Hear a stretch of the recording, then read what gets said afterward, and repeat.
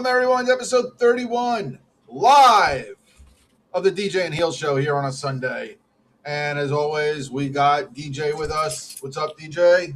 Nothing much. Ready to get it done on this Sunday. We're live, so we're getting it done. We're going live. We're finally done with this recording life. Thank you to the 50 subscribers we have, and 50, I think this is going to be a fun show. 53.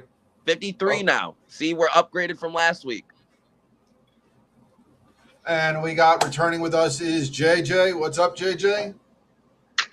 Fuck it, we'll do it live. Good to see you guys. Glad I could join for this.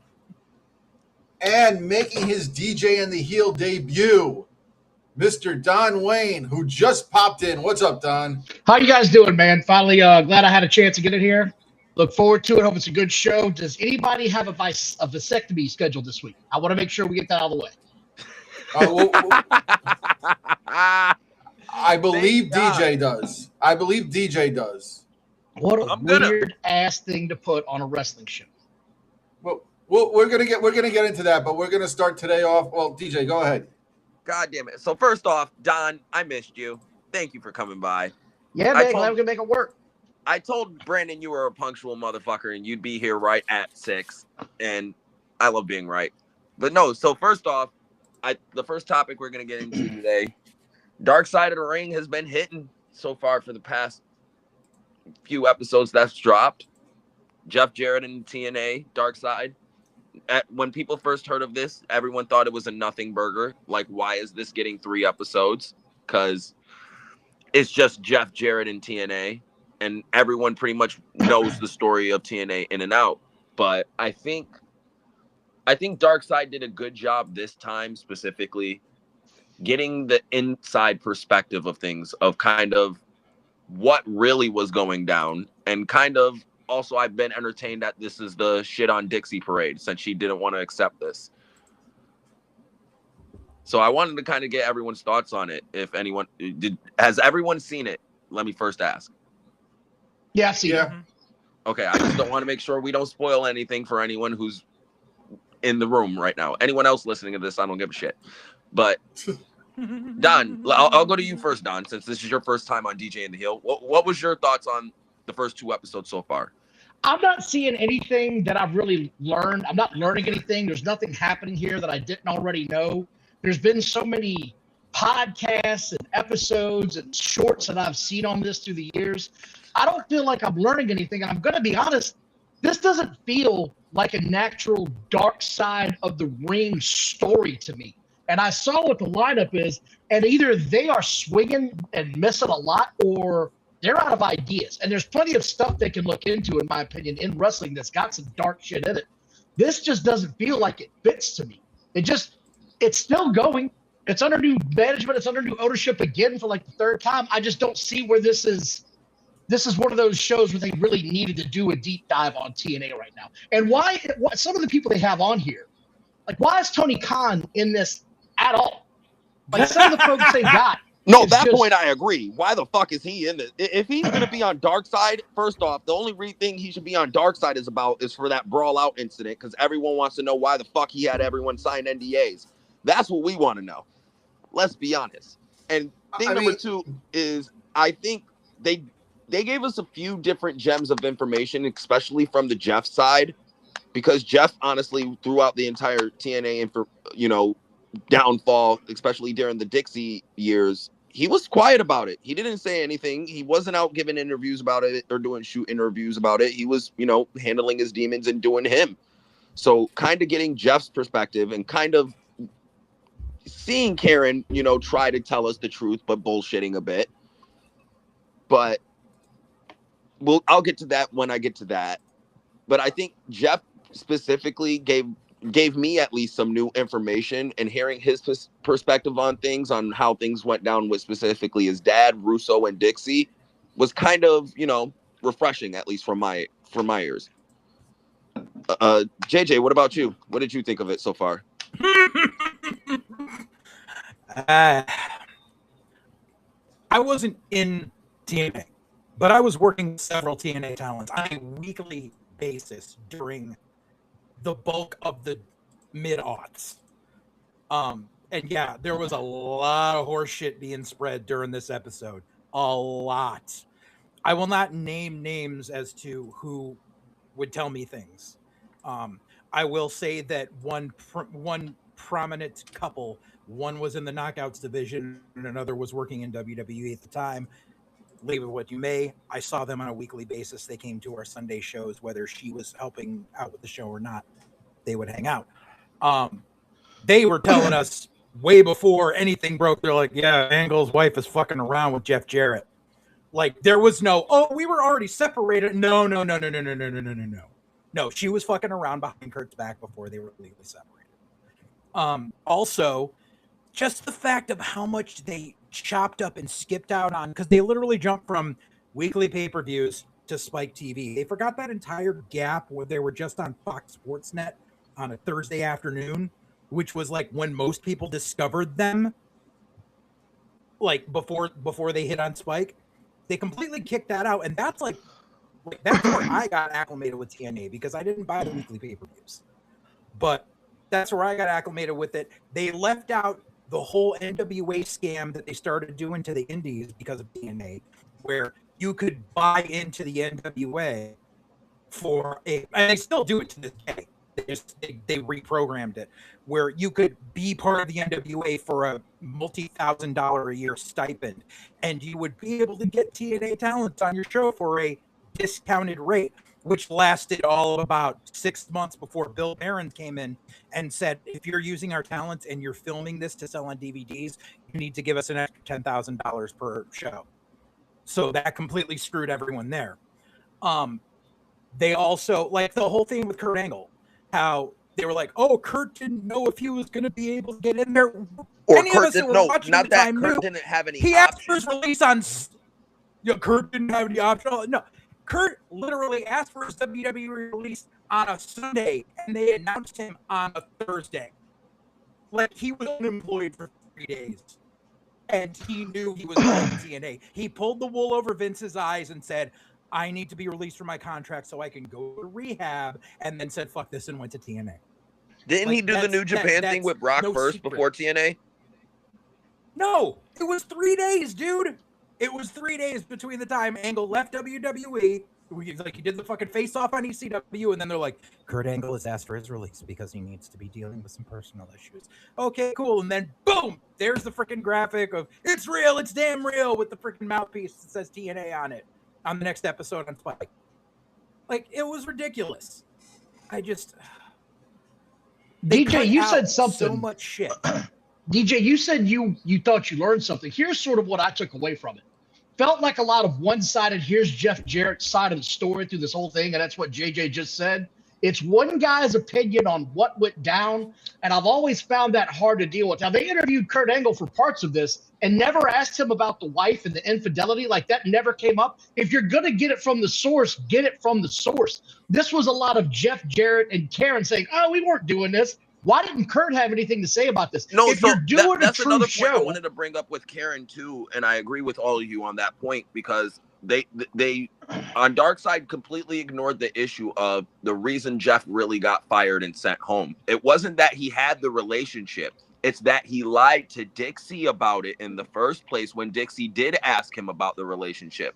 When she was hearing the rumors of and the scuttlebutts of, oh, Karen and Jeff are a thing now after behind Kurt's back, blah, blah, blah, and Kurt's pissed.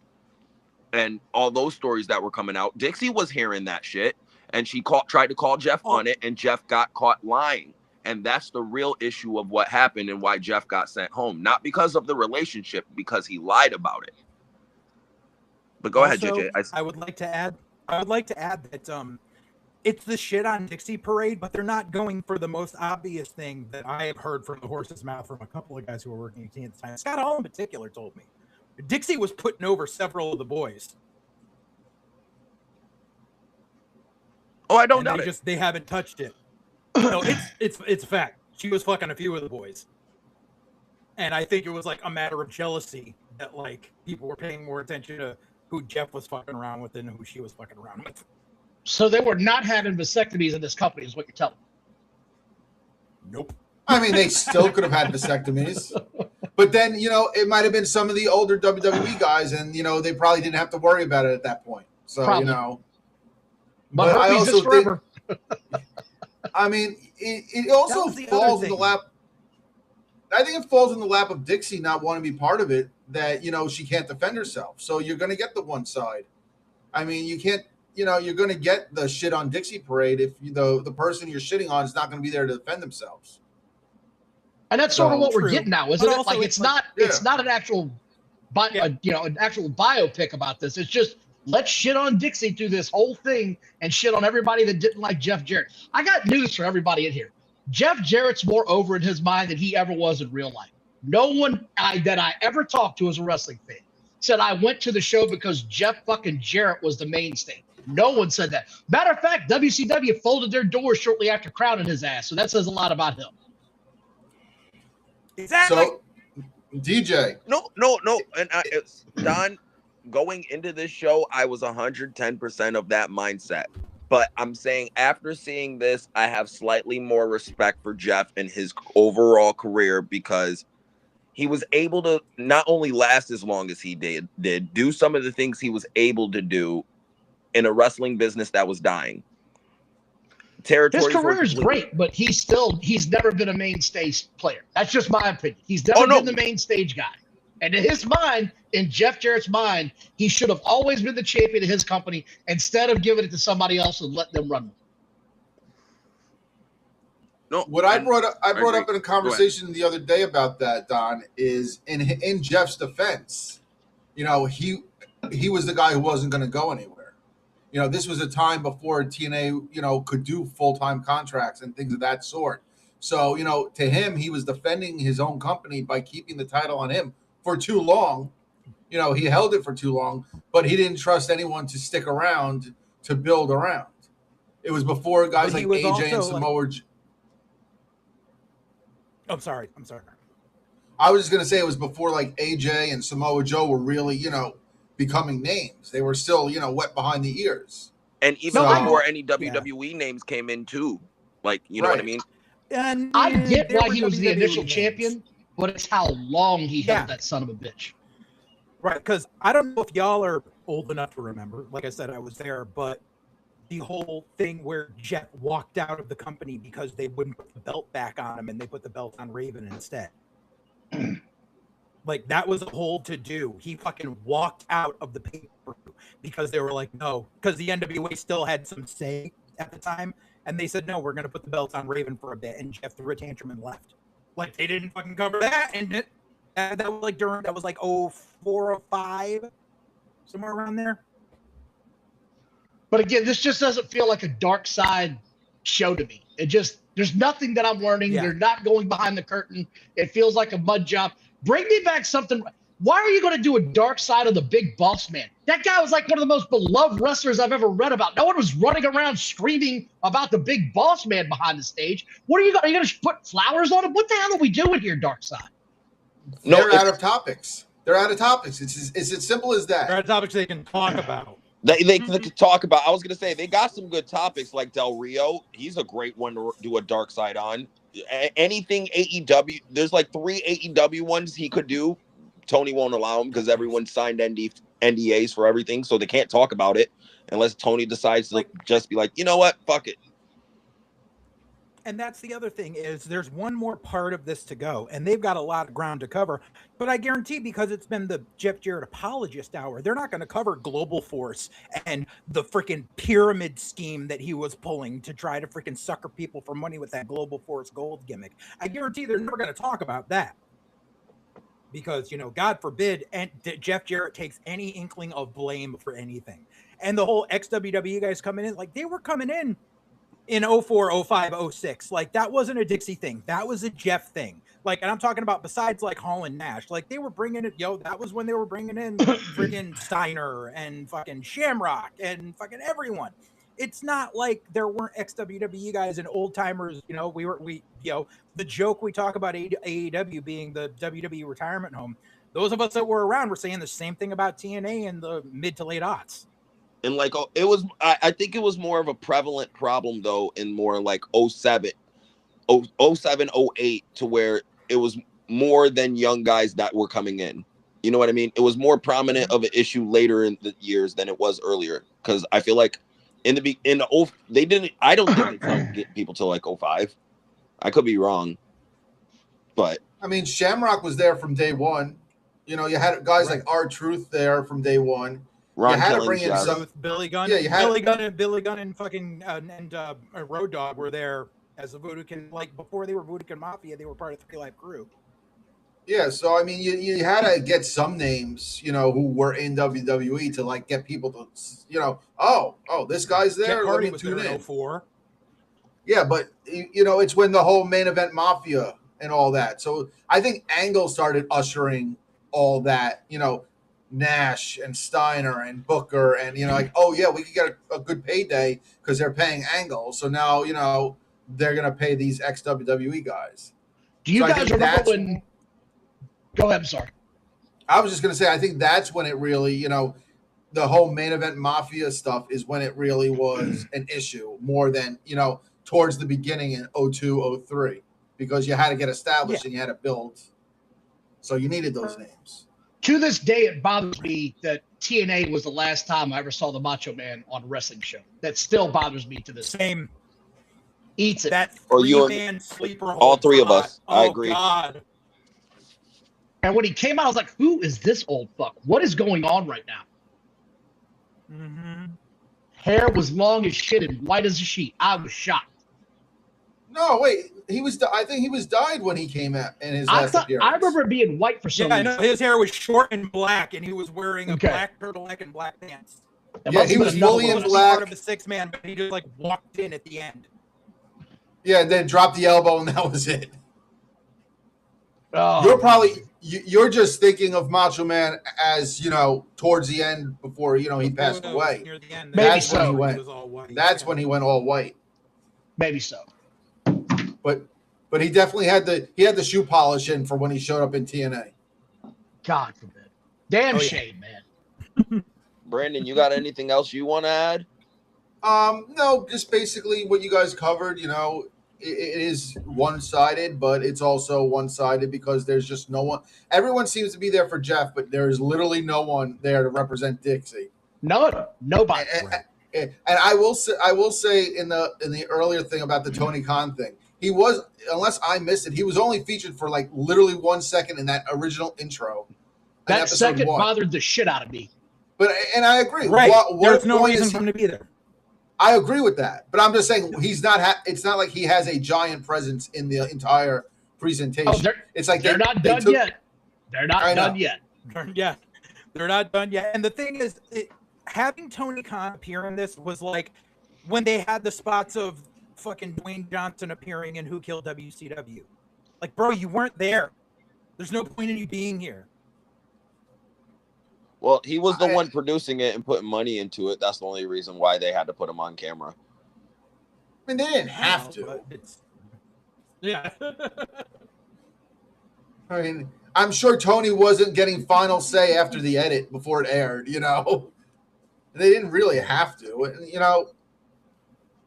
But yeah, otherwise, I thought they were good episodes. I don't think it should be, you know, it should be Dark Side of the Ring presents the story of TNA. Like, not Right. that it's an episode Well, 'cause of Dark Side of the Ring, because you hear Dark Side of the I Ring guess and you think like wrestling horror stories, you know. Well, the you Ben- got to also remember they already did an episode on Daphne.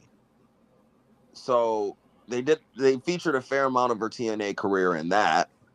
So it's not they like did. But they also, what was it? Jason and Evan, guys that run it, did the interview with Cornette where they said they wanted to do a Who Killed TNA thing like they did with Who Killed WCW, but Vice wouldn't give them the time. So they just rolled it into this season of Dark Side instead. So this was supposed to be its own standalone special.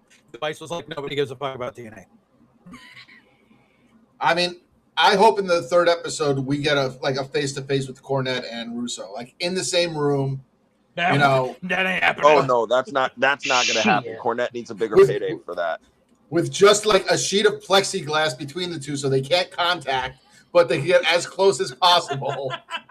We're all old except for DJ. You know, remember Indiana Jones Yeah. and the I've Raiders of seen the Lost Indiana Ark? Jones, asshole.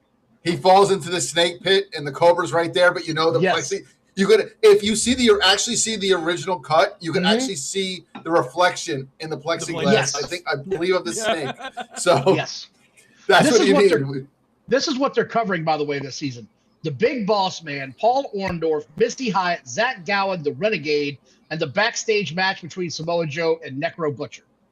So hold on. The Yeah, only Zach good Gowen one. doesn't need an episode. The only good one is going to be Missy Hyatt. Why If does they she do need an the right- episode? Yeah, But If it's they- not a because dark side. there was a big So if I could, with Missy Hyatt, there was a big controversy back in the early '90s in WCW because there was like a spot during a pay-per-view where there was like the original wardrobe malfunction and her tits came out, and then apparently she went to Turner Studios like a couple of weeks later and walked into a boardroom, and one of the board guys had that still frame blown up into a photo and on the wall in his office. And she was See, like, but "What the to me, fuck that's is just this?" a moment in her career. It's not really a dark side. Paul Orndorff, I can I see know. because his arm Yeah. atrophied so bad to where it affected the rest Mhm. of his life. That's truly a dark story. The Renegade, committed suicide. I can see where that's a dark story. But the rest of this, Yeah. I don't see. Okay, you had a bad fucking day Yeah. at the office. It's not dark side worthy in my opinion. Yeah. I just No, know that she, like, I sued think Turner over it's that going to be shit a lot for more years. about Missy's relationships and the people she had relationships with and how it affected her life and career, essentially, having these relationships. It's more of instead of a dark side, it's more of a behind the scenes look of Missy Hyatt. Well, I mean, I know I what Terry haven't- Funk said They're about running it. out of shit to talk about. I haven't watched the show in years, and I only watched the TNA stuff because DJ and I wanted to talk about it. But have they had one about Sonny and Candido? That's more of a dark story than. Well, Yeah, They it was had one a- of the first ones yeah, they did. They had a Candido one, and she got involved because she got in trouble. But it was really supposed to be about Candido, and then Yeah, she ended up being a very big topic on it right. as well. That's I the one know where like what Cornette Terry started Funk- crying. He like had to get up and walk away. They asked Terry Funk about her in that episode too, if I remember. And he said, "She's a whore."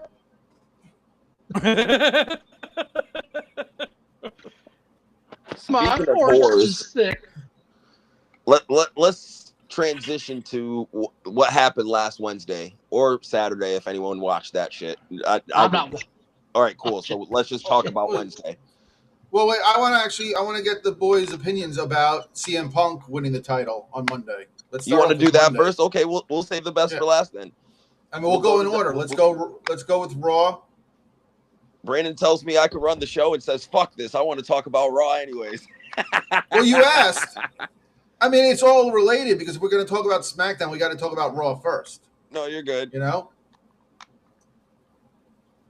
So, what are your opinions on Punk winning the title and then Sammy having the 9 days? I think what they did with Sammy's character after the match was over with is more interesting than what they've done for the past year and a half with Sammy overall. I want to see more of Psycho Killer Sammy. I want to see more of that guy. That guy entertained me. That guy made me want to watch him next week. That guy makes me want to follow what he's going to do next. CM Punk is a huge name. However, one of them sons of bitches got to turn heel, and they got to turn heel fast in order for Cody and CM Punk to matter. And this is sort of the parallels that AEW and WWE are running right now with their main event titles is fascinating to me. Both companies has faces facing off against each other that nobody really particularly seems to want to give a shit about because there's no meat on the bone. Personal issues draw money, and I don't have either one of those in either one of these companies right now. The only thing that seems to matter, quite frankly, is the Oba Brock match. That's the one thing that's actually got my attention. I don't give a shit about CM Punk and Cody unless one of them turns heel, and I think we all hope it's going to be Cody, but Punk is probably the better heel in the long run. On the other channel, you've got the poster boy of the company, Billy Ocean Spray, with the Cracker Clan facing off against Finger McBang Chicken guy. And I don't give a shit if I watch that or not because I've seen those matches a million times. I don't want to watch Finger Chet anymore. Why is he back? Why couldn't you give me MJF versus Billy Ocean Spray? It made sense. It was heel versus heel. So I like the Punk direction. They need to do something bigger long-term to get me invested in that match. It's the same thing with Roman and Seth. It's two baby Right. faces, essentially. Yeah. So we have three major main events between two companies that are essentially babyface versus babyface right now. No, It's stale. It's white bread stale. So I'm with Don for the most part. He sounds like he listened to Rock and Ropes on fucking Friday, because he pretty much said verbatim everything I've said about WWE and the Raw picture and everything. Like, he's 100% right. They don't have a plan for anything outside of Brock and Oba. That's the only thing that seems like that's had a long-term plan. Everything else has been shit they're throwing at the wall and seeing what sticks. And in terms of who's turning heel between Cody and Punk, I think Punk's more profitable as a babyface, and you can do more with him as a babyface. I agree with you on the mic. He's a better heel, but Cody, there's more money in a Cody heel turn than a Punk heel turn. I don't disagree. If Punk turned heel, his money doesn't change whatsoever. He doesn't make more money. He doesn't lose it. With Cody, he's making generation. You're feeding families with that heel turn, especially if they do it right. So I think if we're turning either one heel, it has to be Cody. It can't, especially everyone saying, oh, Cody's the golden boy. He's their golden boy. He's the golden goose. He's the perfect motherfucker to turn heel right under everybody's throat to help increase some interest, if exactly what WWE's trying to do. Increase interest and increase dollar signs. That's their whole MO. Turn Cody heel, keep Punk babyface, keep Punk the underdog. Punk has been phenomenal as the underdog babyface most of the time in most of his feuds. Him and Roman, he was the one thing keeping that thing together. Him and Drew, he pretty much helped carry that shit with Drew on his back. Punk can do the underdog babyface thing a lot better than Cody can at the moment. And Cody's just getting less over by the fucking day. We need to turn real him quick, heel. I want to answer Brandon by this, by the way. The other best part about this, by the way, is WWE once again proving the Meltzers and the dirt sheets of the world don't know fuck all what's going on in that company. Because a week ago, it was reported that CM Punk's in the doghouse and he might be leaving. A week later, he's their world champion. They don't know dick about shit when it comes to the WWE anymore, and it bothers them to know it. Hashtag Jay Cup's an idiot. Another thing is, though, with the Punk and Cody thing, you're going to get the same effect when Randy turned. You're going to get them cheering Punk turning on Cody. That's going to be the problem too. I think Punk's in a position almost like Randy, where even if he turns heel, he's still going to get cheered. So your only choice to do it is to have Cody turn. But I also don't believe it's going to be before SummerSlam. If it happens, I think it's going to be at SummerSlam. I think they're going to save that moment for the PLE. I don't think they're going to do it on TV like they did with Randy. It's a lot of unsold tickets right now. A lot of unsold tickets. Well, hold on. That's another point I wanted to bring up too, because I got into it with a bunch of people on this point overall in the week. And this is how some people are unintelligent about the history of wrestling and understanding location fucking matters. Okay. Can anyone name a show ever in wrestling history drawing over 25K in Minnesota? I sent you the screenshot. Actually, the 1986 was the largest paid attendance for a wrestling show in Minnesota, and it was the AWA, and it was like just over 23. It was just over 23. The last pay-per-view WWE had in Minneapolis was, I believe, it was 2019. I saw today, and there was only like 6,500. No, but Minnesota, let me explain. But I'm explaining to you a few reasons why. One, Minnesota is not a travel destination. People don't go there. Nobody wants to vacation there. Nobody wants to spend time, money, or effort to go there. It's not, people out of town aren't going to fly there. So the only people you're going to get are the people in the fucking state anyways. Holy shit, Brandon. What are you drinking on? This motherfucker's got the whole bottle. The whole bottle of Sunny D. Sunny D. It's a small one. That's for the family to have. Holy shit. No, it's not the big one. It's a smaller one. It's from the dollar store. Fuck. This bitch is sucking on a gallon of Sunny D. So, can I get my input on this? Go ahead. Go ahead. I forgot where I was. So you were talking about Minnesota not being a travel destination, and you're correct on that. Oh, okay. The I'll finish my point later, but go ahead. The issue is the city of Minneapolis has paid TKO a fucking mint to go there. So TKO doesn't care how many tickets they sell because they already got paid the city to fucking go there for 2 nights. That's true. It's bringing commerce to the city. No matter what they draw, which I don't see them filling the stadium 2 nights in a row, but I see them filling a good portion of the stadium. And it's going to be the same basement goblin bullshit where people are going to take pictures of, oh, look, here's an empty section over here where the cranes are. They didn't sell these tickets, not freaking figuring out that, oh, they sold all these tickets. But they're getting paid to be there. They're there because Minnesota wanted a WrestleMania. They said, we'll give you a SummerSlam because they damn well knew people weren't going to travel to Minnesota for a WrestleMania. They knew that ahead of time. They have people in the people in the marketing department that are like, you're not a prime demographic. I mean, as it is, like they're talking about doing a PLE in Milwaukee. Like that's not going to be a Mania either. Like that's going to be like a one-off. Like it's in your house. Also, and I hate right, exactly. Also, and I hate to bring this up, so I will leave it brief on the matter, but Minneapolis has a stigma to it because of events over the past 6 months, and people don't want to go to Minneapolis right now. You don't say. And I will leave it at that. No. So let me don't want continue people because yelling at me for this, that, and the other thing. But Minneapolis is not a friendly place right now to people who don't live there. no. So you made my second point for me, JJ, because I was going to bring up the fact that WWE is getting paid for this. It's not like they booked this. Right. The state of Minnesota asked them to come do this show, and we're going to give you money to do this. They're not going to turn down money. They're going to give them a show. Right. You know what I mean? And That's why I went back to Vegas. Exactly. And again, when we're looking in the broader context of things, the fact that there hasn't been a show in Minnesota to ever draw more than 23K, let alone a WWE one, and they're going to draw significant, they're going to break that record easily. They're going to get a pretty fair walk up, and they're going to break that record. Mhm. No ifs, ands, or buts. And that it's going to be an actual amazing feat.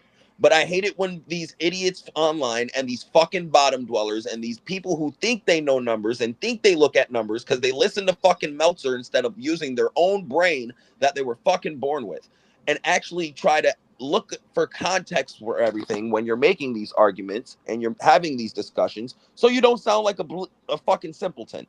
So when you're seeing all these people saying, oh, WWE can't sell out SummerSlam, blah, blah, blah. My whole argument to y'all idiots is location. Because I don't know if you guys know or not. Go, I'm sorry, go ahead, Brandon. I was going to say another thing they're leaving out of context is they're just bringing up one day of SummerSlam. No one's talking about Sunday. Everyone was just talking about Saturday only. You know, it's a 2-day event. I think I saw online the total tickets. So this is sort of my concern. Each night. Like night 2 has 25,000. Last I saw on Thursday, and night 1 has around 24,000. For what they're doing, they need to be turning up the stove on these wrestling angles. They need to be giving their characters something to sink their teeth into. This is some vanilla pudding bullshit I'm seeing right now. Monday night was one of the best Raws I've seen in a long time. And then they turn around Friday, and it was like watching milk butter. It was like, what the fuck? What is this? Somebody hit somebody. I mean, my whole point, though, was just saying that, you know, the online conversation is only about Saturday. And they're like, oh, SummerSlam only has 22K sold. It's like you're forgetting a whole other day of tickets sold. You're forgetting that it's 3 weeks away. Everyone's learned that you don't buy early for WWE tickets because they're going to get dropped in price towards a week before the event. And the way TKO is pricing people out. So, you know, to really believe that, you know, they're only going to have 22K for Saturday SummerSlam is just tribalistic bullshit. But you brought something up that does bother me is WWE's pricing out the average fan, and that's got to stop. Well, go ahead, JJ. It does, but they're not gonna do that until they start noticing the significant dip. But we'll get to that in a moment. I just wanted to talk about like the matches announced and everything. And yeah, I agree with it. I've been saying it, and I will repeat it till I'm blue in the face. I've been saying it ever since they announced Mania 2027 in Saudi. I said they're going to rest on their laurels for the next year, and they're just going to book safe because they don't care, because they know that there is a giant fucking mountain of money come April. And the thing is, they're getting lazy about it, and they don't realize that once they come back home from Saudi, they need to keep people interested. That's when the dip is going to happen. Mark my fucking words. But so they just put up these bullet points of this is what we want, and unfortunately, there are still fingerprints of the old guard there. Because I am fucking sorry, but Punk versus Cody did not need a belt. It did not need a belt. That is Bruce Pritchard going, this program needs more heat, but the title in it, take it off Sammy. There's no reason why Sammy couldn't have held the belt until Mania, until SummerSlam. There's no reason. You could have fucking put it on a three-way or something, but they want to do Punk and Cody, and the old guard said, nope, it needs a belt. No, it doesn't. If these two guys are supposedly two of your four biggest draws in the company, they don't need a fucking belt in the program. But no, we got to do this. Why? Reasons. Fuck that shit. I'm not gonna lie. I don't think there's any chance in hell you can go to SummerSlam with Sammy with the championship. He's not a WWE undisputed champion. He's just not. He's just. And what do you do? And what do you do with them? Let's say that they did just do Punk and Cody without a belt. Who's Sammy gonna face? That's pay-per-view or PLE, whatever, SummerSlam worthy. Hold on, Brandon. Gunther. Let me at least give you the argument, because they could have did. I'm with JJ to the extent of they could have at least did something. Not no 9-day title run, just out of the spur of the moment for shock and awe, and we're in Saudi and we're gonna please the Saudis because we're not gonna give them the big WrestleMania moment. Well, let me ask all of you this then. I'm gonna ask you all this then.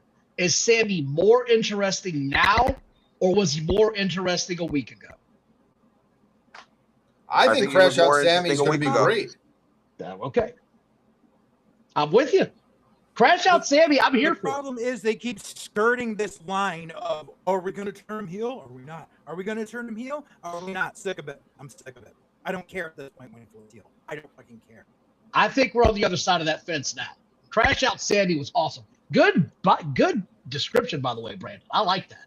I'm going to use that. Yeah, I mean, I think there's one person that is completely apathetic to the situation now. He's a heel to me. He's teaming with Gunther. But he's also he's like Drew. He's like Drew in the fact that he's a heel who believes he's a babyface and believes he's right. Yes. So that's what it is. It's not that he's not a heel. He's turned heel already. He's just believes he's still in his head. He still believes he's the babyface, the last good guy. Isn't that classic heel wrestling though? Problems. The heel always thinks he has a legitimate bitch or complaint. That's what makes a good heel. They believe it, and they want to try to convince you they believe it. That's what I love about wrestling, is when they get into that gimmick where they got a legitimate bitch or complaint, and they're like, he's right, he's got a bitch, he's got a legitimate beef, but he's still a prick. And that's the problem, is that's the program they keep doing in the main event. They did it with Drew and Punk. They did it with Gunther and Cody. Now they're doing it with Sammy and Cody. It's tired. It is lazy. I'm tired. I'm tired of sitting there texting people who I talk to wrestling about, going, how the fuck is Drew the heel in this situation? How the fuck is this person the heel? How the fuck is Punk the babyface of what he's saying? None of it makes sense. And this is coming from a wrestling booker. None of it makes sense. It is laziness. It is marquee matches for the sake of marquee matches with the laziest build possible. JJ Alexander for president, everybody. He's got my fucking vote. I love Gunther. He's my favorite wrestler. Seth sold me. Seth's promo against Roman sold me on that match. That was excellent. That was, okay, here's a reason. Here's a beef. Even though we're both supposed baby faces, this works because there's history. Punk and Cody just say when. SummerSlam. Okay. Derp. Fuck No, in fairness, to be fair, Cody won a number one contenders match that he never got his match for. So he has that to fall back on. And if you recall, a couple of months ago, Cody told Punk, when you're ready, come see me. We might have to do some business. Well, roles have changed, and now they're doing business. I'm just saying that from a storyline. That's fucking lazy. We said this thing once. Derp. No, it's like JJ. Nova. I'm sorry, but it's their third fucking match. It doesn't need a Hell in a Cell stipulation because both matches have sucked balls. But again, I like them. I'm just I'm just saying, by the storyline, Cody won that number one contenders match last Friday. He got attacked and taken out of the match on Monday. So he was next up for it. So, yeah, he's just coming home and saying, say when, but by their storyline, he is the number one contender. Right. And I get that's that, all but I'm also by WWE storylines, the former champion gets a rematch. So we just took Sammy and we're like, nope, fuck it, we're done with that. We don't care. It's lazy.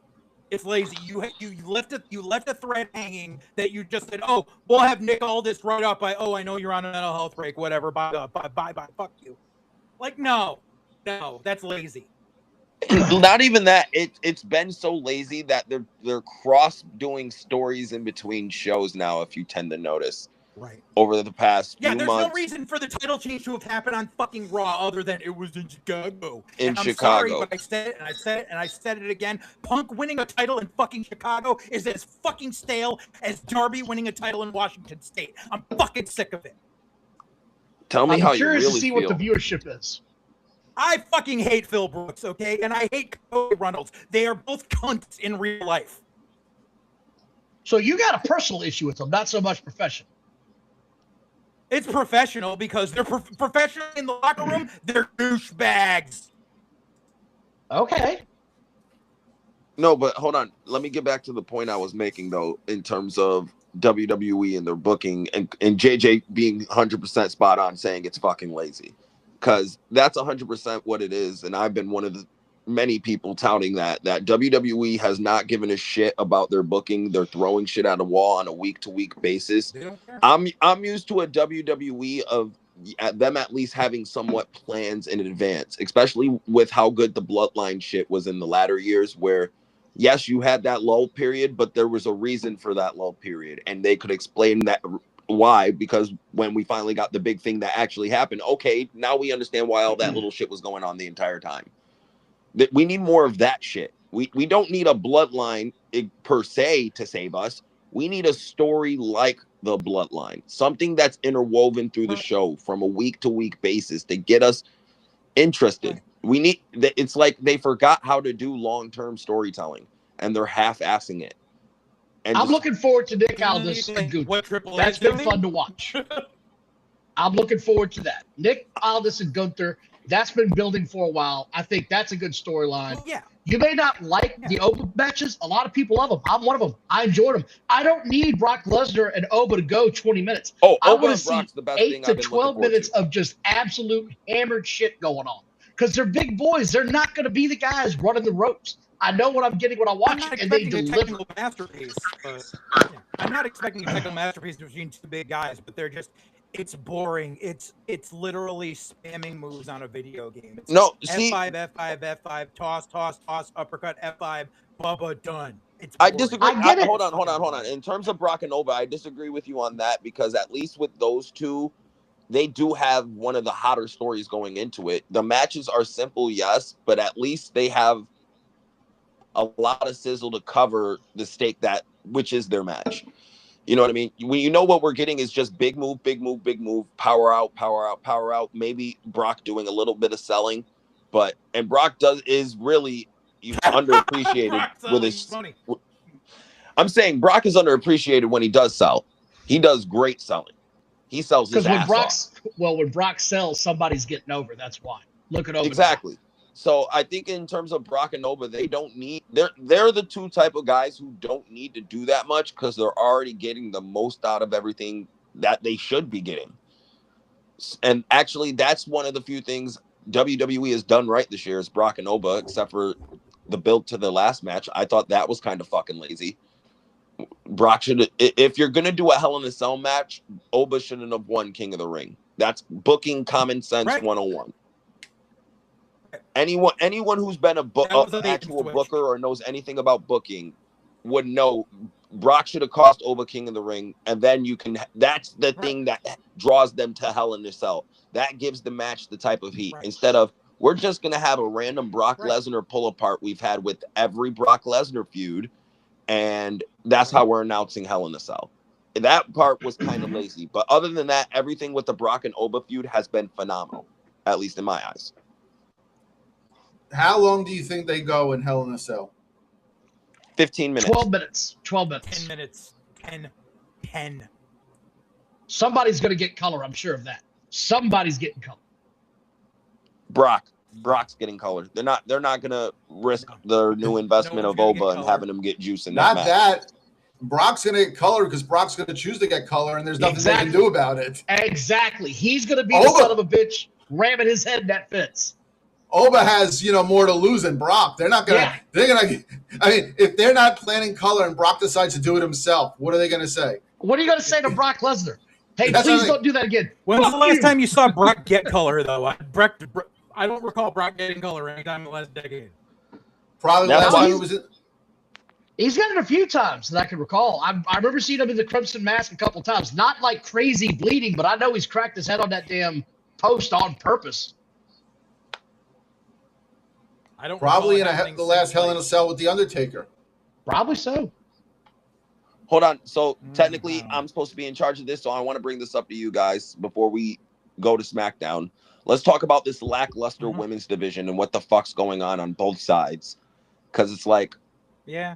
on the Raw side, and Hub brought up this point, so I have to bring it up because he's right.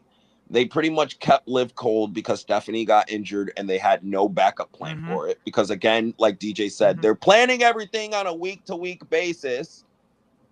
So, of course, they didn't have a backup plan.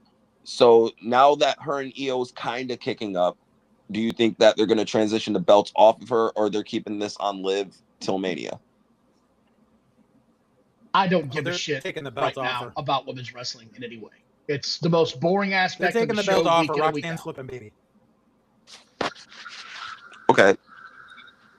Just everybody's injury prone. It's gotten to the point now where it's almost unwatchable because of how many people come and go. You don't know who's hurt one week, who's out the next. Until they can reset this entire mechanism, it's just a waste of about 20 minutes every week on my television. I don't give a shit. So hold on, Don. Let me at least get my perspective on why I think everyone's so injury prone. It's because all these women now are trying to work like the guys, and it's like they're not trying to work like they're 120-pound girls. They're trying to work like they're 250-pound guys and take 250-pound guy bumps as women. And I think if they worked matches more like women and more like a Becky, a Charlotte, a Kendall Gray, if you work a match more like that, you're less likely to get hurt. But if you're working a match more like a Sol Ruka or a Roxanne, your injury is going to be cut 5 years short because you're trying to do all this exponential flippy dippy shit that your body naturally cannot fucking handle. And I'm not saying it to be sexist. I'm saying it to be true. Unless every woman is built like Tamina or Charlotte or Jade, you're not going to get away with doing all that flippy dippy fancy shit to your body and run out unscathed. But you don't see Jade doing all the flips either. She's a power wrestler for a women's division, and that's what she is. I'm just saying in terms of taking the beating, in terms of the body needed to take the beating that these women beat. I think that's the problem with Rhea. Her body transformation went from being so muscular to being so thin, and that she dropped that muscle. And I think that's why she's been getting so injured so much recently, is because her body has changed so much. No, she got injured recently because Jade is sloppy as fuck. Sorry. I don't know what's going on with Rhea, and I'm not going to try to figure it out, but she doesn't look healthy, and somebody needs to get that girl some help before she steps back in the ring. That's just my honest opinion. I think there's something very wrong with her mentally right now. Well, she has admitted she's been going through a eating disorder. Yeah, which is scary as shit, man. No, but I agree with you. That's scary. And if you're in this business, that shit ain't going to fly. You're going to get hurt every time. No, I'm with Brandon, though, on the point he made that her slimming down is what's fucking her up and her staying healthy, because this is like her third injury in the past year. I don't disagree with what he's saying. What I'm saying is that she clearly has an issue that is clearly affecting her health in more ways than one. They need to pull her off television and get her some help.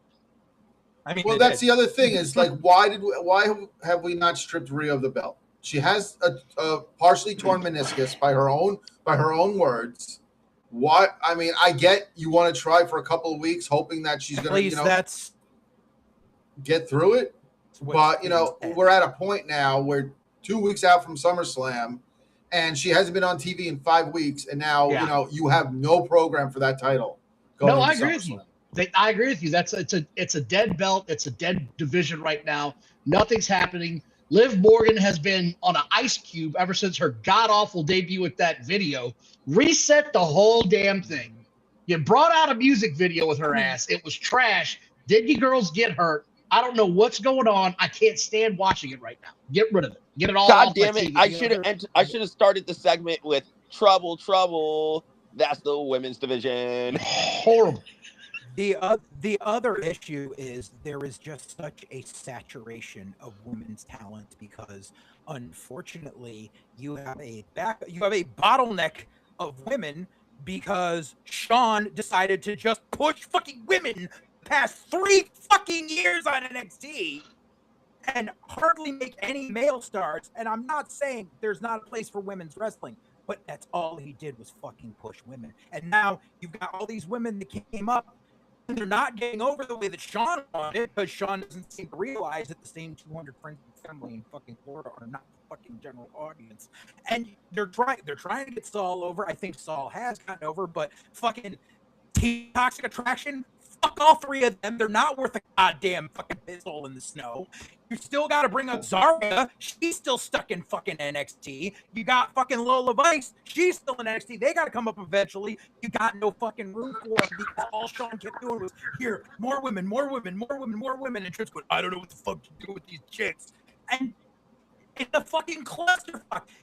You've gotten to the point where you need to make a women's division show or else stop it. JJ, you forgot. Hold on, JJ, you forgot the first one. Roxanne, she's stuck in mid-card purgatory. They can't do it. They can't do a women's Roxanne show. was the fucking prodigy. And she can't be a prodigy when she's stuck being the 3rd fucking banana in a stable that should have gotten fucking disbanded 2 years ago. They can't do a women's show ridiculous. because no one's going to watch. Women have always had a niche in the industry. They're not the main event. That's not why people tune in to watch professional wrestling. That's why. And right now, my biggest issue with women's wrestling is it's too fucking prevalent on my TV every time I watch. That's my issue. And there is good women's wrestling, but yeah, it's just like they're like we have. And that's the problem of who has been running the fucking developmental because he's pushed too many fucking women. Everyone can say, "Oh, well, you know, thanks to Sean, we have Oba and Trick." That's nice. Like, besides that, you got Mello fucking floundering in the mid-card. You got Ricky Saints floundering in the fucking mid-card. No one else does fucking come up, and none of the guys down there, other than the guys, some of the people they recently signed, have anything near stardom attached to them. So what the fuck are we doing here? It's ridiculous. We can move on. Yeah. All right, I feel like there's still something on SmackDown. Now, unless Brandon, you got something to add? I saw you were about to say something. Baron Corbin's back. God damn it! Yes. You're just stepping on my feet. You know what? You just literally asked me, is there anything else I have to say? So I brought it up. I was talking about the topic. You asshole. John said, Again, you can just host the show. Yeah, Baron Corbin back. Shit. The real question is, who gives a shit? It's interesting. It's I'm something happy for him. different. I mean, it's different. It really is. It's different. It's something new. Baron Corbin as the homeless guy was like the best gimmick he ever had. I was just going to say, if it's not Happy Corbin, I don't want to see it. And then Vince McMahon shit on somebody's head and changed the direction. I don't know what he was thinking of changing because it was going fine. Just Vince in his old age was like, God, do something else with him. He looks like a hobo. I think it's the reason they did that was because he was trying to use Corbin as a vehicle to get Riddick Moss over, and Riddick Moss was never gonna fucking get over. I'm just glad to see the guy back. I got nothing bad against him. I really don't. I like Baron Corbin. There were times I found his character entertaining, but at the end, it was just Vince McMahon going out to sea and nobody following the ship. Just he fucked right off. Here's my thing. If it's not Happy Corbin, I don't want to see it. I don't want to see brooding heel Baron Corbin while he's bald. I'm sorry. Baron Corbin is incapable of being a heel in WWE without that long black hair. I'm sorry. It was it's not gonna happen again. It was the presentation. It's right. So let's just keep him as a fucking a bumbling bum in the fucking undercard and a comedy heel. I'm cool with that. Other than that, I don't want to see him. I'm more excited for Enzo and Cass's eventual return than seeing fucking Bishop Dwyer or whatever the fuck his name is back. See, the thing is, I think he did well getting over as Bishop Dyer when tagging with Dijak. I think he really found his love of the business again, and I think he did good heel work as that. So like, I'm giving it a chance. Am I expecting him to win the world picture? Fuck no. But he's gonna make the mid card interesting. He's gonna do his best to get Ricky Saints over. He's gonna make Trick work and learn how to fucking work. Like, he's gonna be here for a reason. People want to say that Rusev is only there to do jobs. Rusev's there to make people. It's Rusev Day. That's what Corbin's there for. It's very similar to what they're doing in NXT with like bringing in Eric Young and Sean Spears. It's like almost a player coach role for Baron Corbin, for Rusev. But there's something going on, though, that nobody saw coming. Rusev's getting over again. He's back in that old gimmick. He's getting over again. Yeah. And people are like, Rusev Day is back, bitch. I'm all about it. Rusev is one of those guys, less is more. I don't need to hear from him. Get him about these. And this is sort of where the wrestling industry bothers me, is the guy that could talk all the shit and be a chicken shit heel and be the manager. I don't know why that went away, and it bothers me, because those guys make you a shit ton of money. The Bobby Heenans of the world made you a shit ton of money. Why have we gotten away from that? Some guys are really good mechanics in the ring, and they're really good at looking pissed off all the time.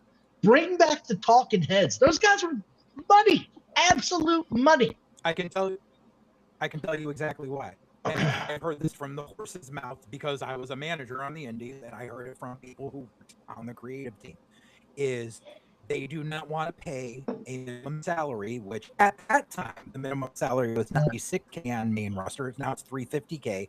They don't want to pay $350K a year to a guy to talk when they can just have the person talk. That's what they want. They want an all-in-one. They want triple threats if you're a theater person. They don't want these people to have an accessory because they find it to be a loss. Which, if you can get the guy over, it's a fucking loss. But that's why what kills me, side tangent, just for a fucking moment, what kills me is they refuse to do that shit. But then they take a guy whose whole gimmick is talking, Trick Williams, and give him this fucking rapper no one fucking cares about anymore, who's literally doing a manager bump every fucking week. The whole point of having a manager bump happens once in a fucking blue moon. You do not do it every fucking show. Sorry. What's a rapper? The guy that goes, beats for 20 minutes. That guy's a rapper. Don't talk about a little boat like that. I'm just kidding. I don't give a fuck. Isn't he? Aren't those the guys at the mall every December that That's what I thought. You bring your gift and they wrap. Yeah, they wrap your gift for you. Oh my fucking god! Yeah. Rappers. I thought those were rappers. You guys are making me feel ashamed to be hanging around you old ass white gentlemen. Come on, man. I'm a rapper. I work at Kmart. Oh my god! There's no more Kmart. Myself in now you're showing your age, Don. Because Kmart hasn't been around for a long time. I like. Where's that? I need that blue light back. No, but I like where they're going. Corbin's fine. SmackDown going back to 2 hours is going to help it tremendously. I didn't watch it this week. I'm not sure that I will. Everything I saw said the two big storylines coming out of that was Baron Corbin and Cody Rhodes and CM Punk announcing their match. That's all I took away from it. That's all I think anybody's going to take away from it. I agree with you and 100%. Friday Night SmackDown has become the laziest show in all of wrestling. Just fucking lazy. I did like Alexa took advantage of her double jointedness for an angle. I will say that. I mean, we'll see. I'm going to watch Monday Night Raw. I know that much. I'm curious where some of those angles are going to go. Listen, I'm going to say this here as the Alexa Bliss stand in the room. She is underappreciated with her fucking selling. Oh, I love Alexa. What? Exactly. That was great. That was a great sell. She is always up to do what is needed to be done. Like in terms of being the girl to get someone over, she is always that girl, and she does a great job at it. She got the fridge over when the fridge was impossible to get over. I'm talking about exactly. She got the fridge over. That showed her fucking skill. And there's all, and no one ever points this out, but when she first won the Raw Women's title, she did a babyface promo, and then halfway through the promo, cut heel and literally had the crowd turn on her. It was fucking perfect. That cemented me and showed me her talent. That she knows the ins and out of the game, and she has a head for it because she knows what the fuck she's doing. And I also like the fact that they haven't overdone the double joint with the elbow. You know, it's been like 7 years since, you know, she did that. I think it was against Sasha. You know, it's not like they're doing it every month. That it's like, oh, Errol, we know that. Like, so I mean, I knew when I saw it. When I saw it, I knew because I've heard the stories about her having that double joint. But it's still, if you don't remember, that looks like her arm got really fucked up. But it's one of those deals, man, where like you hit the nail on the head. Less is more. Less is always more in wrestling. Absolutely. All right, and it adds heat leading into Jade against Charlotte. Yes. So you know, Brandon's on fire, sucking down the Sunny D. Speaking of robbing the kids, Sunny D to pay the bills today. Damn. All right. Let's talk about AEW since we're talking about little D's and big D's and children. You dickhead. AEW mirrored WWE this week. They didn't copy, and let me state this first because me and Brandon have been the big touters of saying this. They didn't put the fucking belt on Kenny because Punk won the belt. Let's not blow anyone's mind or loads over here. Let's keep it factual and truth. But Kenny did win the belt. He took it off of MJF. I'm with Don in saying it was a terrible decision. You should have kept the belt on MJF. You had a story there. It was a rubber match, and I don't know why the fuck they're killing MJF as a main event commodity because all he does is lose in the worst fashion possible. And it's like, I understand he's a heel, but you can't make him look like a complete and utter bitch all the time because that takes away all his heat. So, you know what's funny is segment that MJF and Billy Ocean Spray had earlier in the show comes off as complete meaningless. All we learned was that Billy Ocean Spray knows 14-year-old girls, and I'm fucking nervous now. Yeah. Well, you know who he's friends with, so you know. Yeah. I know 14-year-old Japanese girls, bro. Go in another room. I never want to see you again. Go away. Right. Never talk to me again. Here's what I don't get. Okay, so number one, I'm still of the mind that it's not going to be Kenny versus freaking the Grape Apologist at Wembley. So you're one of those. You're in that mindset. You're in that mindset. This is not the end. Because they announced it as soon as that shit was over with. Like, it's factual. This is absolutely happening. They did. However, they still have one pay-per-view to get through, and I still believe that because Tony is Mr. E-Fed Booker, it's going to be a 4 or 5 man clusterfuck match. Well, they have the pay-per-view, right? And then they have a Mexican show as well, don't they? Right, exactly. Okay. So that's why there's still room to turn into a clusterfuck match. But here's what I don't get. Why do you have the face-off between MJF and freaking idiot out there in the parking lot where it's like, I got here with you, blah, blah, blah, blah, blah. And it's obvious that stupid bruv motherfucker wants to face MJF for the belt. So then why is he interfering during the title match so that MJF can lose the belt when that's who you wanted to face? Because he's a man-child. Zero psychology. Well, he's a man-child. Psychology. He's the man-child. That's what he does. That's what the man-child does. No, but I'm with you. And like they literally. No, go ahead, JJ. And I think I said it to you on Twitter, Brand. They literally did the WCW playbook. They did Hogan Goldberg in their eyes. They gave it away for free on TV instead of selling the pay-per-view. Because it was announced for the pay-per-view. Nope, we're going to do it here so we can pop a rating, which, congratulations. You They didn't did. even break 800K doing it. But they did pop a rating for AEW. They did. I'll tip my hat. They did a good rating for them. And to your point, You can't JJ, even it's hit like you. 800K. To your point, though, you sacrifice your pay-per-view in Montreal. Right. You intentionally created this pay-per-view in Canada to put, Mhm. you know, the belt on Kenny. Right. You are not selling Right. great tickets for Montreal right now. And you Right. got people who purchased those tickets to go see that pay-per-view knowing in their heads that they were going to see Omega win the title. So now you just took that away from people who bought those tickets because you're not going to get that title changing. You're not going to see Omega getting crowned at the pay-per-view.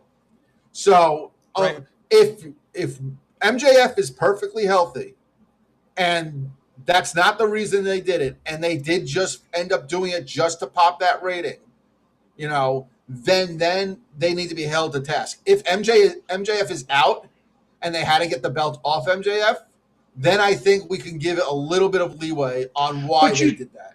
But you still could have held off on this match until then. You still could have waited. Right. You still because you could have given MJF an extra 3 weeks to get help to heal up. I understand that. And if he's not healthy by then you go ahead and you have the match. But this was just out of left field. This is a man-child's mindset. He has no idea what he's doing. He's playing with his dolls, having them win, and then he goes in the ring and says, "This is what we're going to do, guys. We're all friends here." What's going to be the excuse this Wednesday when the ratings drop back down to 625? Right. What if they don't even hit 600? So they can. Yeah, exactly. This is so Tony can book Kenny versus Ospreay versus MJF versus Moxley versus Darby, or rigmarole, somebody or Andrade. We can't forget about Andrade. Like all that shit in there. We can either do that, or this was literally to take the belt off MJF so that he can have a stupid garbage death match with Foley at Wembley. But then you add into all of this shit, why is Billy Ocean Spray with the Cracker Clan, the biggest heel faction or the heel faction within this group? Why is your biggest baby face in this heel faction? And this weekend, him and Moxley took on Grill Daddy and his grandson. What the fuck was that? And sold. They went to a segment. Grill Daddy was getting shit in. Yeah, there was no excuse for that match to go 8 minutes. Agree. Yeah, I think it went longer than 8 minutes. No, it was like 8.5 minutes. It was something like that. Grill Daddy was getting in offense. This shit was embarrassing to watch as a fan. This was horrible. Bad. I was watching it live. I was the first Dynamite I watched in over a year. But yeah, and it's just the whole point is they're literally doing that so eventually when Ospreay wins the title, Moxley can turn on him. So there's your first contender. And that's also why I'm calling that guy. His name is Grill Daddy. I also think it's part of the story that they're trying to tell with it when it comes to Ospreay, and it's almost like Omega is the angel and Moxley is the devil on each of his shoulders, and he's getting pulled in 2 directions. So I think that's why he's with the Death Riders. But they're literally going to, I'm telling you right now, when he wins the title, they're literally going to rip off the Evolution spot. Because they already hoisted him on their shoulders once. They're going to hoist him on their shoulders and then because they're not original. What if they flip it around and he takes over the Death Riders and they turn Moxley? Now you have me interested. Now you have a storyline. Now you have something where he says, Moxley, you put me out of business. Now I'm putting you out of business. That's actually a really great idea. So I can guarantee you we're never going to fucking see it. It won't happen. I'm just saying, I would rather that. I would rather it be, that Ospreay was doing all this to use the Death Riders, despite the fact that Moxley, broke his neck last year. Right. But exactly.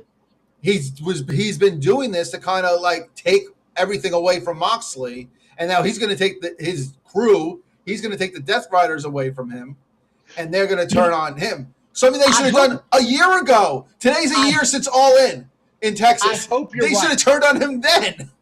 Brandon, I so hope you're right because that would be a really good storyline. But I think we're going to get the same shit and the same jar that we always get from this company. A shitty-ass ring, a non-logical storyline, and some bent posts on each end. By the way, the ring Did was we get atrocious. to talk about the fact that they had to use a sex pest ring? That ring was atrocious. Awful Wrestling. I don't know if you guys follow him. I'm sure you do. But he pointed it out. I was immediately. doing Awful's live stream with him.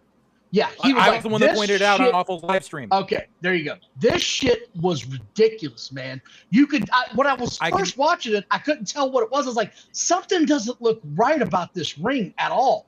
And then they got in. I was like, oh shit, this ring is tiny. This is tiny.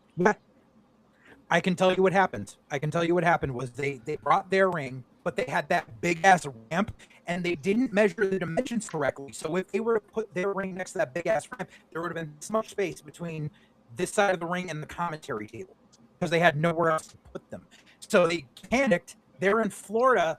Kenny called his buddy, the notorious sex pest Chasten Rance, and rented one of his 16x16 rings. God, man. You hold that kind of. And I pointed all that out on Awful stream. Good what job. did you guys think of the look though of the show? Like, you know, that WCW, you know, Panama City. I'm glad you said that. I'm glad you said that. There's a reason WCW was considered less than even in the 90s. And that set was a prime example. It looked hokey. It and getting corny. Stuck in his fucking eyes half the match. It looked like something out of the 80s or 90s. It looked so ridiculous, man. One thing I do want to disagree on DJ with, because he's been quiet, letting us rant, is at least I don't think this match made MJF look like a dweeb. He did with the other matches. But, I'm saying no. That's not what I mean specifically this match. I'm saying 2026, everything building concurrently. Yeah, They've no, I know done what you nothing mean. but make MJF look like a bitch. Correct. Yeah. Oh no, I agree. I've agreed with you since the 2-minute chokeout with Brody King. Since that, he's been looking like an idiot. But I'm just saying on this match, I don't think it was. Yeah, it was a fair match that he lost, and he was going to cheat. So Ospreay came out. So it was typical, wrestling booking. Right. But I didn't think. I was just saying this specific match, I don't feel hurt MJF's character. He should not have lost the belt. Don't get me wrong. He deserved to go to there Wembley we go. with it. I was going to say the result definitely did. The result is wrong. The match itself, and if it was in a bubble by itself, and we weren't so close to All In, and it was just a non-title match. Whatever happened? Hold on. I thought Tony Khan was big on the contender matches. That just went out the fucking window. We're just going straight to the title match. Yeah. Right. I mean, that's what I mean. This is a man-child's booking. You opened the show, for God's sakes, with Jericho and Ciampa, and Farlap out there just showing her ass the whole time. She was doing yoga poses, doing the 3 count. Shit was ridiculous, man. The opening match with her in it set the whole show up for failure. She's reaching back, grabbing her foot. 1, 2. Oh my God, he almost got. It's ridiculous, man. Yeah. Listen, I just want to state that. Did anyone else see the hard way that fucking Jericho got? That was not a hard way. Yes, it was. He hit his head hard. That's just Jericho not knowing how to gig, bro. Trust me. It wasn't. Trust me. It wasn't. Raise your hand if you've gigged in a wrestling ring. Yeah, there's a reason they went off of him, because he was over there gigging the shit himself. And if you look at it, you can see the slice went this way. It was a line. No, he had a chunk taken out right above his eye. There was a line right here above where he actually gigged himself. Go back and watch it, because I did. I'll tell you something from someone who was trained by ECW guys, where there's people that know how to gig and people who don't know how to gig, and they've notoriously said Chris doesn't know how to gig, and that's why he doesn't usually do it. But because you can either gig along your eyebrow line, or you can gig your hairline, or if you have lines in your forehead, you can try to find that. Chris never figured out a way to do it, so he literally just took the gig like an idiot. And Don, that match with Moxley and Ospreay went 8 minutes 37 seconds. That's way too long. Jesus. Way too long. That's 3 7 minutes. that's 7 minutes too long. Way too long. Those guys should not be freaking needing more than 90 seconds against the workhorsemen or guys that are not on TV like that. His name is Grill Daddy, and I'm going to stand on that till I die. Listen, I think the big issue right now for AEW is now more than ever, all their titles are meaningless. They're completely fucking meaningless. I mean, wasn't that the case for the last couple of years? No, it's now is more than ever. I think now is definitely the case. Now you can at least give them passes in the past, but now, no. You can't say there's any AEW title that is meaning it or any person behind it meaning it. Well, the other part you talked about earlier is the women's wrestling in WWE struggling. And it is. It's god-awful right now. This company's no different.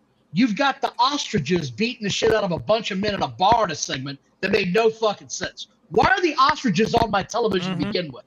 I hate the ostriches. Do something else with them. Oh, I know.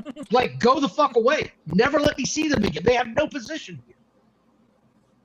I have an issue with the Willow Nightingale situation. What for? You know, she was out for 5 weeks. I mean, I think I know why. That's a boo-boo face, Brandon. That's boo-boo face. I don't think she was actually injured. I think they did it and they took the title off of her because they wanted to put her in this title match at the pay-per-view. They didn't want her to lose. And they wanted that's TK loves that surprise moment. The surprise return. It feels like they're setting up her and Mercedes at a women's match of the future for the women's title, probably at World's End, if I had to guess. Oh, they're having Tekla drop the belt to Willow because Mercedes doesn't want to work with Tekla. I'm telling you that right now. I think Willow probably suffered I think Willow probably suffered a stinger or something and went to Tony and said, "Listen, I got to go to a doctor and get checked out." And Tony just automatically went, "Well, we got to take the title off you then. Because I can't have this. We need to have the TBS title because we need to renegotiate a contract and we have to have the belt with the name of the network on it, prevalently on there." And he panicked. And then I don't think that happened at all. Okay. I honestly don't think that happened. I think he just said, "We're going to say you're injured. I've got to move you in another direction." That's what I think happened. Because Tony Storm was out, and the plan was Tony. Right. The plan was Tony against Tekla. And now we got to change it. Mm-hmm. So my tag team partner, Johnny Bottles, has read numerous stories that she's pregnant. Has anybody else heard that? No one has heard a thing. That's been the rumor, but I got nothing. It's funny because if it was someone in WWE, all about it. All about it. We would see the actual. We would see the stick. Exactly. We would see the stick, or I we would see the X-rays. It was short. Dave was super short on the upchuck when Bianca announced she was pregnant.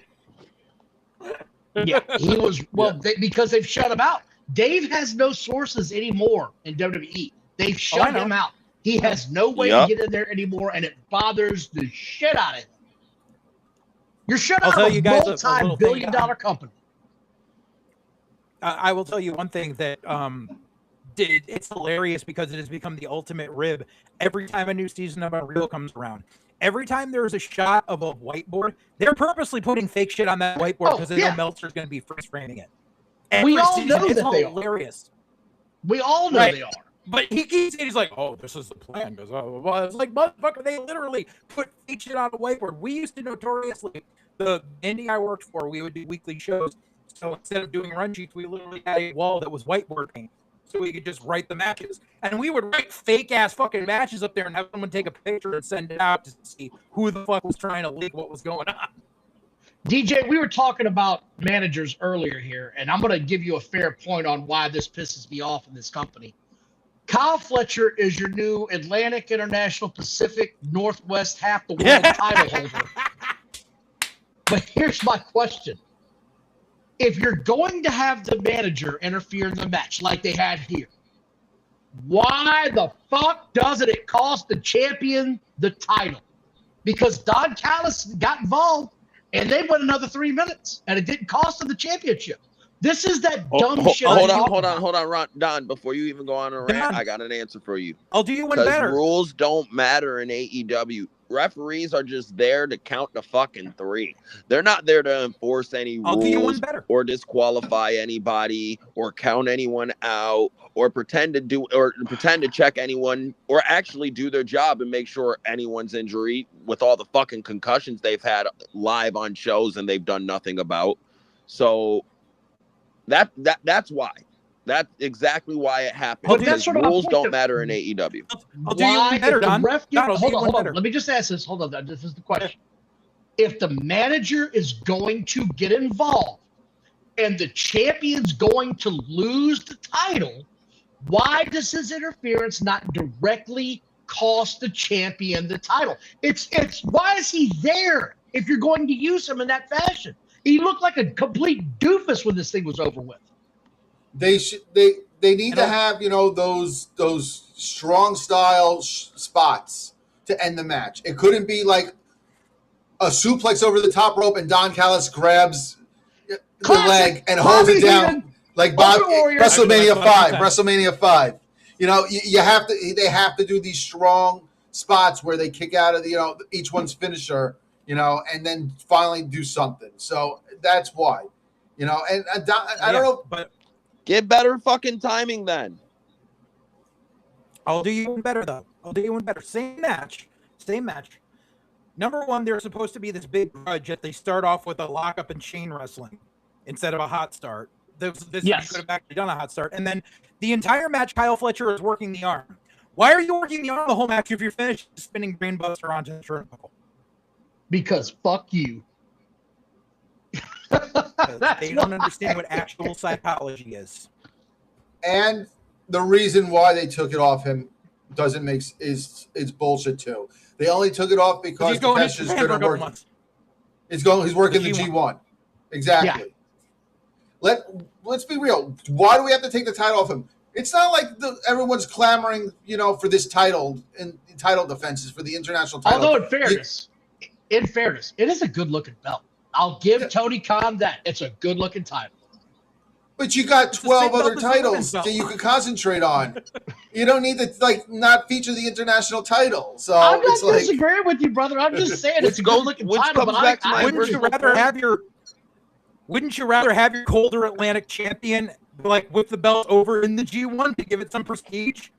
Like, my whole thing with this title though is didn't they combine this piece of shit with the one Moxley had, and then they split it back apart again, and they called them two? It's just fucking. Yeah. It's No, too they didn't combine. convoluted, Hold on, man. no. They didn't. They combine combined them it. when fucking They Okada made had a them. new belt to signify the fact that you had two belts. And then That's they all split it was. the fucking belts. But then they DJ, split you the belts can't- back up. It makes You no keep sense. saying shit like that, I will dive out of one of these fucking windows because I just can't keep up. I have many windows to choose from. I'll fucking die for it. Again, it goes back to the point I initially I'm started this going. whole thing with, though, is that AEW's title scene means nothing. Everything's a mid-card Yeah. title right now, if that. The world title, mid-card title. It's treated like a fucking television title. The actual television titles aren't even defended on fucking television. Speaking of mid, what the fuck was Mick Foley doing out there with two dogs on his shoes? This dog's dead. This one isn't. Are you fucking serious right now? This is what you're doing, Mick? You got dead dogs on your shoes? They got to get people off the scent of him versus MJF, so they got to tease that it's going to be him and Kyle Fletcher because it's a throwback to when him and Randy Orton, blah, blah, blah, blah, blah. This was Everything is dog just a water. rehash. This was dog water. Oh, it was. Yeah. for me, that's when the show dropped. Like for me personally, I enjoyed the opening. I enjoyed the first two matches. Once that Mick Foley segment came, to me, the show took a dive until the main event. That's probably because that's when the Cracker Clan came out next, and you got that dog shit with Grill Well, Day. to me, because one, that match shouldn't be that long. They should not have been selling for it. They should have just destroyed them Road Warrior style. Two, then you had the women's match that went 18 minutes, and you knew it was just The get Willow Casino out. Gauntlet from Hell match. That's what they need to call this. The Casino Gauntlet from Hell. and it just backs up what I've said that, you know, they only pushed Maya because of her personal tragedy. You know, she's now just another person Right. again. They Yeah. didn't make I- a star. It's Action Andretti all over again. Thank you. I was just about to say that. Uh-oh. Here's my question to everybody. I swear to God, the tickler comes down stage and gets on the microphone. Drunk. And I'm not saying she's drunk. I'm saying that she's playing the part. But while the mass goof is trying to go to commercial, she is steadily pitching to Tony Schiavone about taking a drink and it will put hair on his chest. It's like watching a train wreck live. You're like, they can't fucking stop themselves. They're going to run into each other, and they're all okay with it. By the way, did anybody else notice that Taz didn't say a fucking word for the entire first 10 minutes of this show? Not a word. Yep. I didn't notice. Mute. I didn't even know he was there until he got a high five from right. I'm not one to ask because I usually listen to it on mute because I can't listen to fucking Excalibur. I'll have a fucking brain aneurysm if I listen to Excalibur try to be a commentator. It's fucking ear rape. Mm-hmm. If someone could go to prison for ear rape, Excalibur should be the first motherfucker charged for it. Okay, DJ, your boy posted about that AEW didn't do the title change to steal CM Punk's thunder. No shit, Sherlock. And water's wet. Just like we've been saying. Let me try. Speaking Brandon, of water we're wet. doing it wrong. Hold on, Brandon, time out. We're doing it all wrong. Let's start charging people $15 a month to tell them water's fucking wet. Let's do that. Speaking of water's wet, why did we need a video package for Jungle Boy to announce that he's staying with AEW? Did anyone think he was going anywhere else? Yeah, I'm glad you brought this up. Hold on, I'm glad to you work everyone. The unemployment line. I'm glad you brought this up. I was hoping, but I knew he'd get fucking renewed. Meltzer was bragging all week. It hasn't happened yet. It hasn't. If you notice, the usual suspects all were like, it hasn't happened yet. He hasn't signed yet. So you knew this was coming on Wednesday night. He was trying to make this seem like it was the signing of Brock Lesnar. That's what he was trying to convey. And by the way, if it was a breaking news segment, you wouldn't have a fucking video package pre-tape.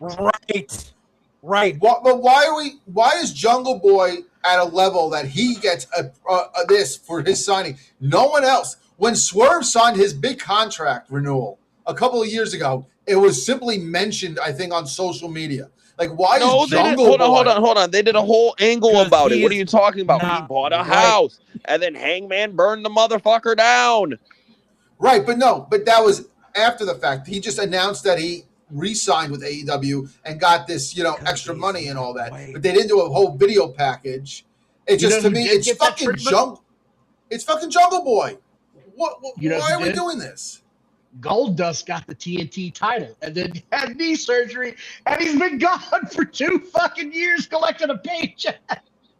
Well, it's been a year. He won it a year ago, actually. Okay, today. a year ago, and then he was gone and with the knee surgery. So yeah. Yep. What a mark!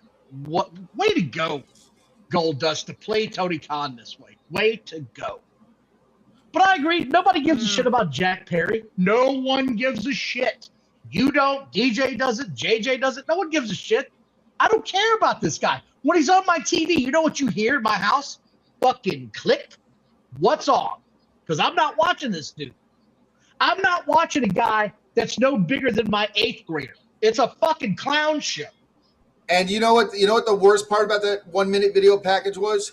You destroyed the aura of Luchasaurus because the motherfucker talked. Yep. Do you want to know what else is weird about Luchasaurus? I completely agree.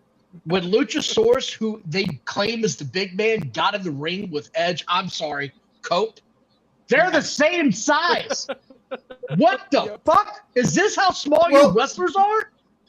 Well, Jack Perry's only 5'9", 5'10", maybe. Yeah.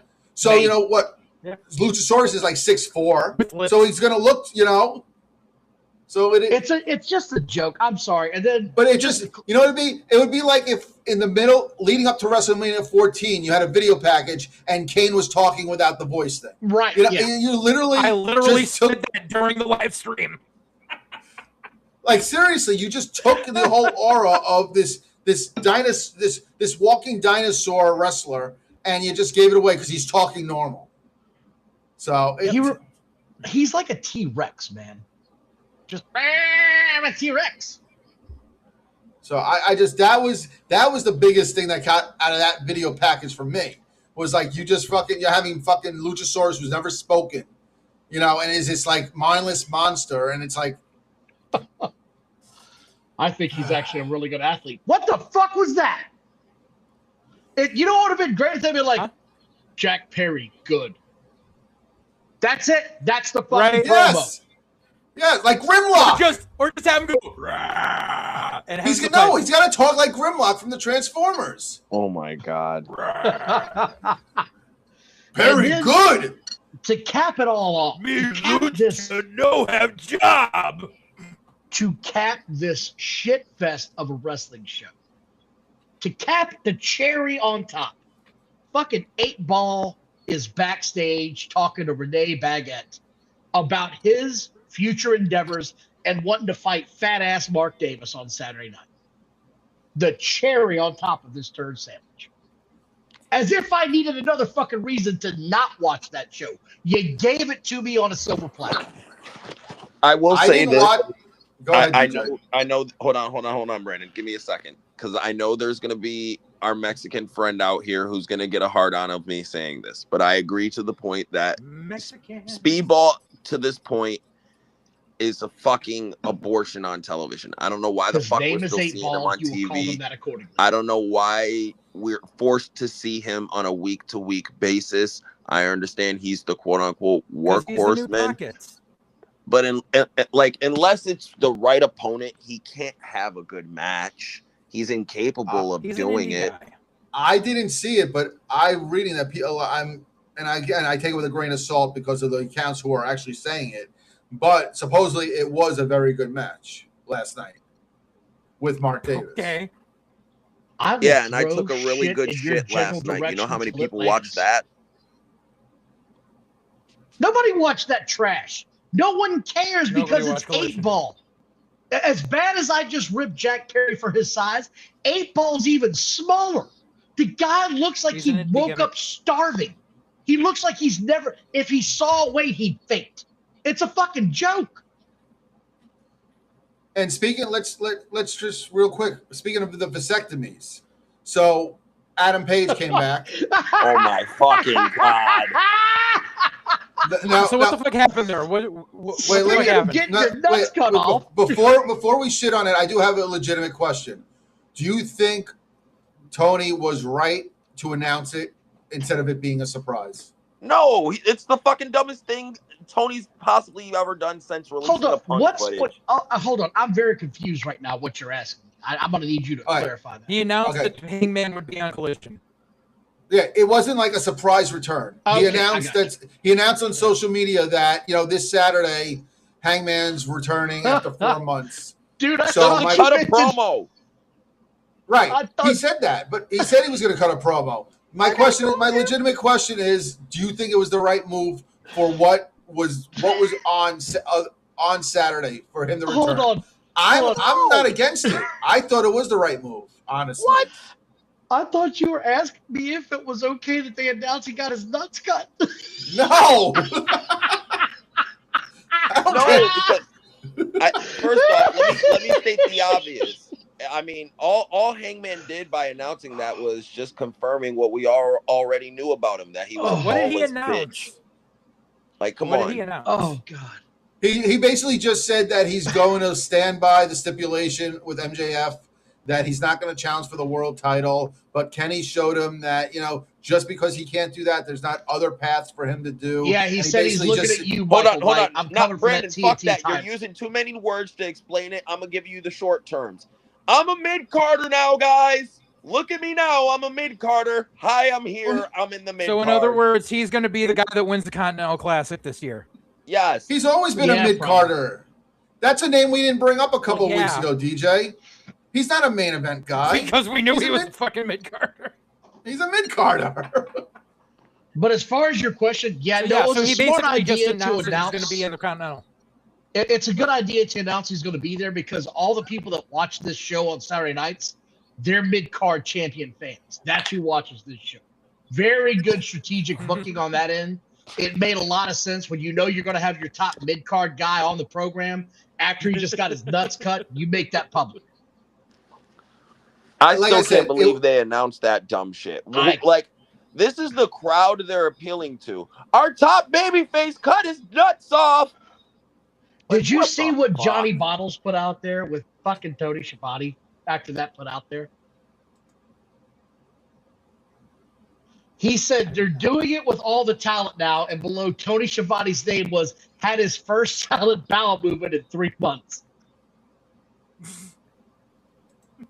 I mean, that's an ongoing gimmick that they've done with Hangman is they put stupid messages under his name. I wasn't expecting the vasectomy thing. When you have people in Twitter land asking if that was real or if it was like someone just like, you know, as far from a business standpoint, I thought it was a smart move because of everything that the show was against last night. So I didn't have a problem with him actually.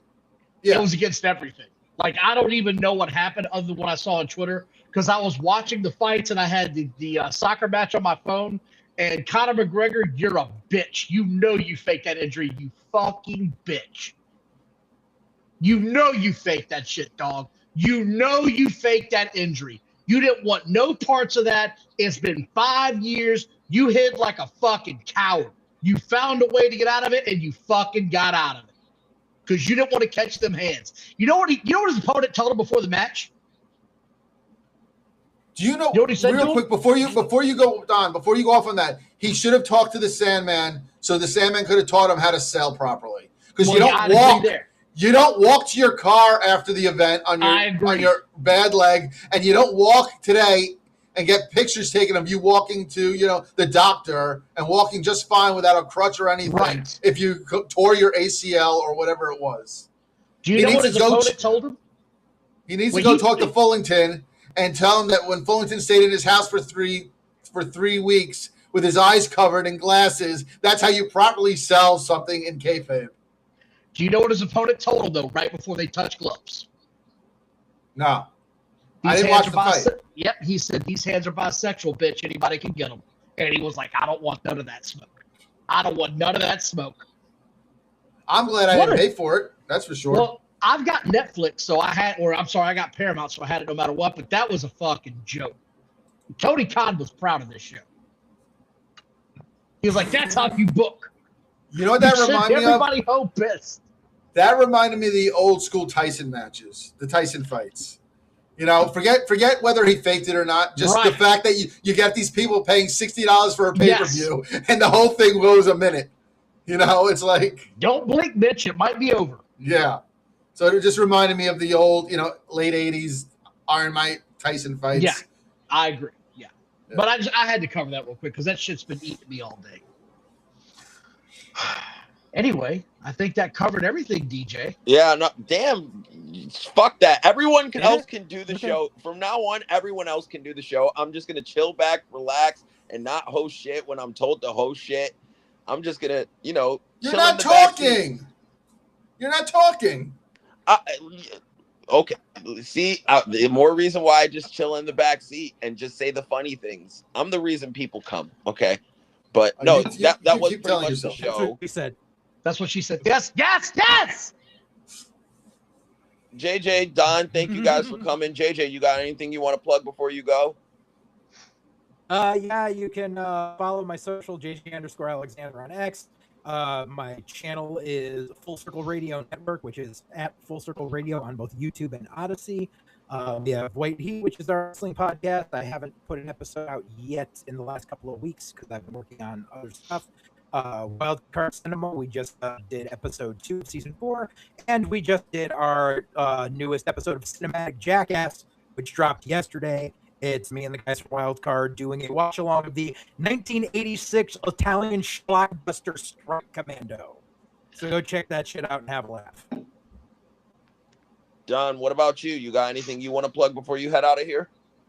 Yeah, you can catch me and Johnny Bottles, my tag team partner over at Square Circle Maniacs on Twitter, the Square Circle Maniacs. John's in the back right there.